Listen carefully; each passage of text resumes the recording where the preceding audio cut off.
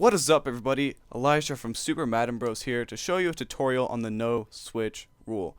It's a rule with a lot of controversy, a rule with a lot of questions, so we're here to show you exactly what the no switch rule is. So here we have the Steelers.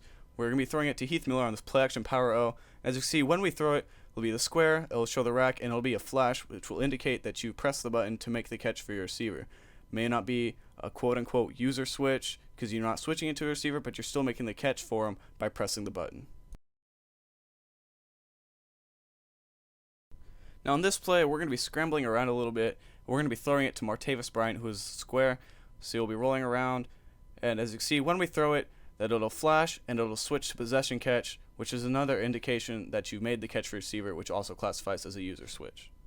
So one last example of an offensive user switch. Here we'll be throwing it to Antonio Brown, and as you can see, the triangle, it'll flash once again to indicate that you did a user switch catch, which is against the rules in this league. Here's an example of how you want to catch if you're in this league.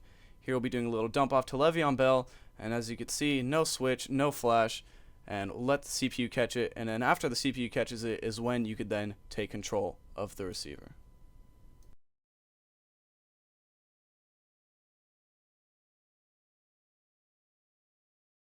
Here's another example of how to catch in this league. Here we'll be throwing it, another little toss to Heath Miller. As you can see, no switch, no pressing the button, and then after he catches it is when we, the user, do all the work.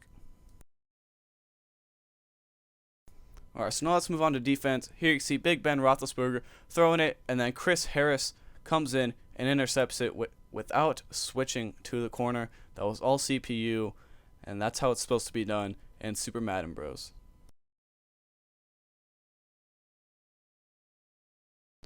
Although you may not be able to user switch, you can still user whichever defender you want and make plays that way as long as you do not switch to him before he makes the plays. Like here's some examples of some user picks that I've made. Right there, I undercut the screen, no switching, just pure skill. And then here I am, jumping in front of a pass. Once again, all users, no user switch.